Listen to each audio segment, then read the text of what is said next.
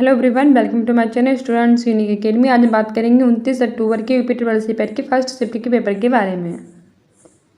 ये हमारा पार्ट 2 है। पार्ट 1 ना देखा तो प्लेलिस्ट में जाकर देख लीजिए। हमारा 51 नंबर का क्वेश्चन कह रहा है कि राजस्थान में पहला राज्य था जहां वर्ष 1959 में पंचायती राज व्यवस्था लागू की गई थी। इसे सबसे पहले राजस्थान के किस जिले में लागू किया गया था? इसका आंसर हो जाएगा नागौर। राजस्थान के नागौर जिले में 1959 में पंचायती राज व्यवस्था को सबसे पहले लागू किया गया था। 52 नंबर का क्वेश्चन कह रहा है कि बैंकों के राष्ट्रीयकरण के प्रथम चरण के दौरान किस बैंक का राष्ट्रीयकरण नहीं किया गया था? ऑप्शन डी सही हो जाएगा, विजया बैंक। विजया बैंक का राष्ट्रीयकरण नहीं किया गया था। 53 नंबर का क्वेश्चन कह रहा है कि निम्नलिखित में से कौन सी विशेषता राज्यसभा को विधान परिषद से अलग करती है? इसका आंसर हो जाएगा ऑप्शन बी, महाभियोग की शक्ति। जो महाभियोग की शक्ति है वो राज्यसभा को विधान परिषद से अलग करती है। आगे हमारा 54 नंबर का क्वेश्चन कह रहा है कि निम्नलिखित में से कौन सा पेड़ मलेरिया के इलाज के लिए दवा प्रदान करता है? ऑप्शन बी सही हो जाएगा, सिनकोना का पेड़। आगे 55 नंबर का क्वेश्चन कह रहा है कि तारों की चमकने का कारण क्या है? ऑप्शन सी सही हो जाएगा, तारों के प्रकाश का वायुमंडलीय अपवर्तन। आगे बढ़ते हैं। आगे हमारा 56 नंबर का क्वेश्चन कह रहा है कि भारतीय संविधान में राज्य के नीति निर्देशक सिद्धांत निम्नलिखित में से किस देश के संविधान से अपनाए गए हैं? ऑप्शन बी सही हो जाएगा, आयरलैंड। आगे क्या बढ़ते हैं। आगे हमारा 57 नंबर का क्वेश्चन कह रहा है कि भारतीय संविधान के किस संशोधन ने लोकसभा और विधानसभाओं दोनों में एंग्लो इंडियन के नामांकन को समाप्त कर दिया? ऑप्शन सी सही हो जाएगा, 104वां संशोधन अधिनियम 2019। आगे बढ़ते हैं। 58 नंबर का क्वेश्चन कह रहा है कि पूरी दुनिया में सबसे तेजी से घटने वाला संसाधन निम्नलिखित में से कौन सा है? ऑप्शन बी सही हो जाएगा, वन। वन जो है वो पूरी दुनिया में सबसे ज़्यादा घटने वाले संसाधन हैं।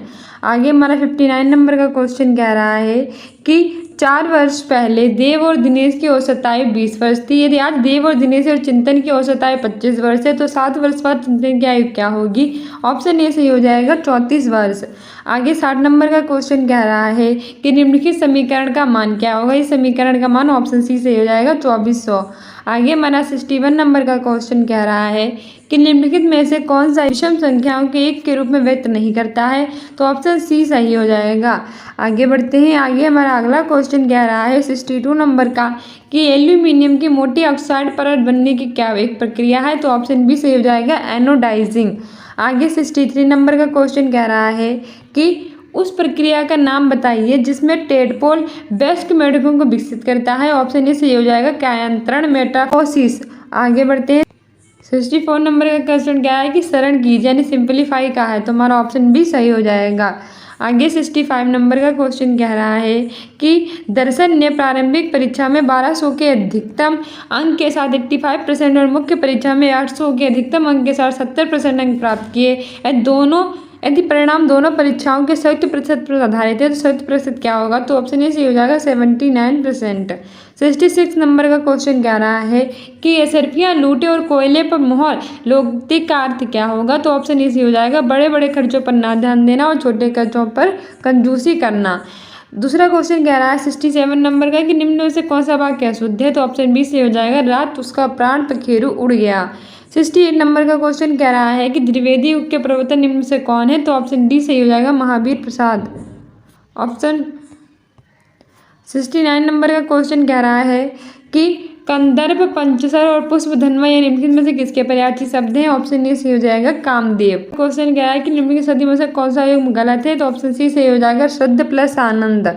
आगे हमारा 71 नंबर का क्वेश्चन कह रहा है कि identify a correct spelling from the following, तो ऑप्शन डी सही हो जाएगा। 72 नंबर का क्वेश्चन कह रहा है कि which of the following is not an antonym of rabbit, तो ऑप्शन डी सही होगा, या फेनेटिस। आगे 73 नंबर का क्वेश्चन कह रहा है कि give meaning of the following item having no integrity. आगे हमारा जो है वो पैसेज दिया गया है तो क्वेश्चन पढ़ लीजिएगा। क्वेश्चन आंसर में इसको 74 नंबर का क्वेश्चन कह रहा है कि is self portrait a new thing, तो ऑप्शन बी सही होगा, no it is excited since long ago. आगे है 75 नंबर का क्वेश्चन क्या है कि which social network platform is not mentioned in the passage, तो ऑप्शन सी सही हो जाएगा, ट्विटर। 76 नंबर का क्वेश्चन कह रहा है कि बरखा और चंद्रेश भाई बहन है। मनीष के 2 बच्चे हैं और वह सुरेश का बेटा है और हंसा का ससुर है। हंसा का एक ही बेटा है। चंद्रेश सुरेश का दामाद नहीं है। बरखा सुरेश से किस प्रकार संबंधित है? तो ऑप्शन सी से हो जाएगा पोती। 77 नंबर का क्वेश्चन कह रहा है कि निम्नलिखित प्रश्न में से 3 कथन और उसके बाद 4 निष्कर्ष दिए गए हैं। आपको दिए गए कथनों को सत्य मानना है। भले ही वे आमतौर पर सत्य तथ्यों से ज्ञात तथ्यों से भिन्न प्रतीत होते हैं, फिर तय करना है कि दिए गए निष्कर्षों में से कौन सा सामान्य ज्ञात तथ्यों की उपेक्षा करते हुए दिए गए कथनों का तार्किक रूप से अनुसरण करता है। कथन है हमारा कि कुछ रेलगाड़ियां सड़कें हैं और कोई भी सड़क जंगल नहीं है और सभी फूल जंगल है। तो हमारा सही आंसर हो जाएगा ऑप्शन डी, केवल आई भी अनुसरण करता है। ठीक है, आगे बढ़ते हैं। आगे हमारा अगला क्वेश्चन कह रहा है 78 नंबर का कि दिए गए विकल्पों में से विषम संख्या है। तो ऑप्शन सी से हो जाएगा 5061। 79 नंबर का क्वेश्चन क्या रहा है कि अप्रैल 2001 की 3 तारीखों को बुधवार था। तो ऑप्शन ए से हो जाएगा 4, 11, 18, 25। आगे 80 नंबर का हमारा क्वेश्चन कह रहा है कि इस प्रश्न में 2 कथन ए और बी दिए गए हैं। ये कथन ये तो इसमें स्वतंत्र कारण हो सकते हैं या स्वतंत्र कारण या सामान्य कारण के प्रभाव हो सकते हैं। इनमें से एक कथन दूसरे कथन का प्रभाव हो सकता है। दोनों कथनों को पढ़ें। निर्णय के विकल्प इन दोनों कथनों के भी संबंध को सही ढंग से दर्शाता है। तो बेहतर रेलवे नेटवर्क जैसे नई रेलवे लाइनें बनाने के लिए वंचित आवंटन में वृद्धि हुई है। हवाई यात्रा चुनने वाले यात्रियों की संख्या में काफ़ी गिरावट आई है। तो ऑप्शन सी से हो जाएगा। दोनों कथन ए और बी जो हैं हमारे वो स्वतंत्र कारण हैं। आगे हमारा अगला क्वेश्चन 81 नंबर का क्वेश्चन कह रहा है कि भारतीय सेना ने पहले स्थायी आधार नामांकन केंद्र का उद्घाटन भारत के निम्न में से किस राज्य केंद्र शासित प्रदेश में किया है? तो ऑप्शन डी से हो जाएगा नई दिल्ली। 82 नंबर का क्वेश्चन कह रहा है कि संघ शब्दों के सुरक्षित उपयोग वैश्विक खाद्य नियामक प्राधिकरण हैंडबुक दुनिया भर के 76 देशों के खाद्य नियामक प्राधिकरण का एक व्यापक डेटाबेस है। संघर्ष न केवल हिंदी और अंग्रेजी में बल्कि 6 भारतीय भाषाओं में भी उपलब्ध है। निम्न में से किस भाषा में उपलब्ध नहीं है? तो ऑप्शन सी से हो जाएगा उड़िया। आगे हमारा अगला क्वेश्चन कह रहा है 83 नंबर का निम्नलिखित में से किस केंद्रीय मंत्रालय ने हाल ही में राज्यों की अग्निशमन सेवाओं के विस्तार और आधुनिकीकरण की योजना शुरू की है? तो ऑप्शन डी से हो जाएगा गृह मंत्रालय। 84 नंबर का क्वेश्चन कह रहा है कि पूरे भारत में पोषण संबंधी समझ को बढ़ावा देने के लिए महिला और बाल मंत्रालय द्वारा राष्ट्रीय पोषण का कौन सा संस्करण प्रस्तावित किया गया है? तो ऑप्शन ए से हो जाएगा 6। 85 नंबर का क्वेश्चन कह रहा है कि वर्ष 2023 के लिए 78वीं संयुक्त राष्ट्र महासभा की थीम क्या है? तो ऑप्शन बी से हो जाएगा विकास का पुनर्निर्माण और वैश्विक एकजुटता को फिर से जागृत करना। 86 नंबर का क्वेश्चन कह रहा है कि राष्ट्रीय शिक्षा नीति NEP 2020 की 3री वर्षगांठ के जश्न के दौरान लॉन्च किया गया नव भारत साक्षरता कार्यक्रम की टैगलाइन क्या है? तो ऑप्शन बी से होगा जन जन साक्षर।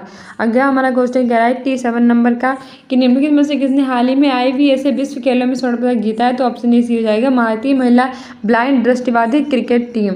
आगे का कि जिम स्किया को 26 जुलाई 2023 को नैरोबी केन्या में आयोजित IPCC के 59वें सत्र में 7वें मूल्यांकन सत्र के लिए IPCC जलवायु परिवर्तन पर अंतर सरकारी पैनल अध्यक्ष के लिए चुना गया है। निम्नलिखित में किस देश से संबंधित है? तो ऑप्शन ए से हो जाएगा यूनाइटेड किंगडम। आगे 89 नंबर का क्वेश्चन कह रहा है कि हाल ही में यूरोपीय आयोग ने डेटा गोपनीयता ढांचे के लिए अपना प्रवक्ता निर्णय अपनाया। प्रवक्ता निर्णय के आधार पर व्यक्तिगत डेटा यूरोपीय संघ से निम्नलिखित में से किस देश की कंपनी में स्वतंत्र रूप से प्रवाहित हो सकता है? ऑप्शन डी से हो जाएगा United state of America. 90 number का क्वेश्चन कह रहा है कि हाल ही में ऑस्ट्रेलिया ने विश्व खनन कांग्रेस की किस संस्करण का मेजबानी की है? तो ऑप्शन बी से हो जाएगा 26वें।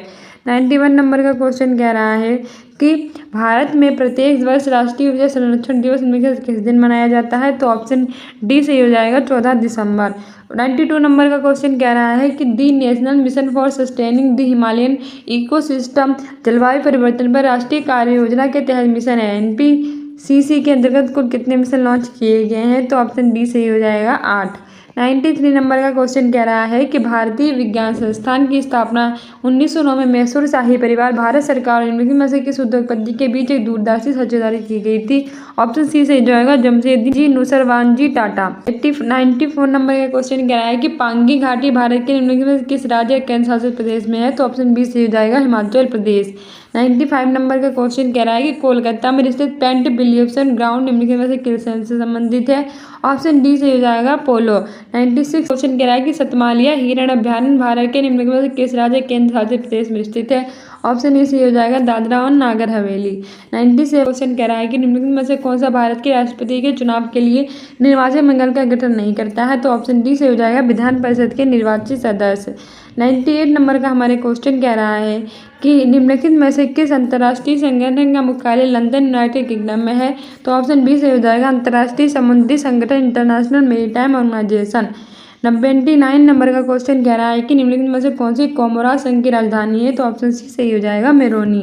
100 नंबर का क्वेश्चन कह रहा है कि निम्नलिखित में से किसने निरुक्त व्युत्पत्ति विज्ञान भाषाशास्त्र का शब्दार्थ विज्ञान पर सबसे पुराना भारतीय ग्रंथ नामक पुस्तक लिखी, तो ऑप्शन डी सही होगा Shri एस्कराचार्य। So dear students, these are my most important questions. I hope you like this video. If you like it, then like, subscribe and share. We continue with next video.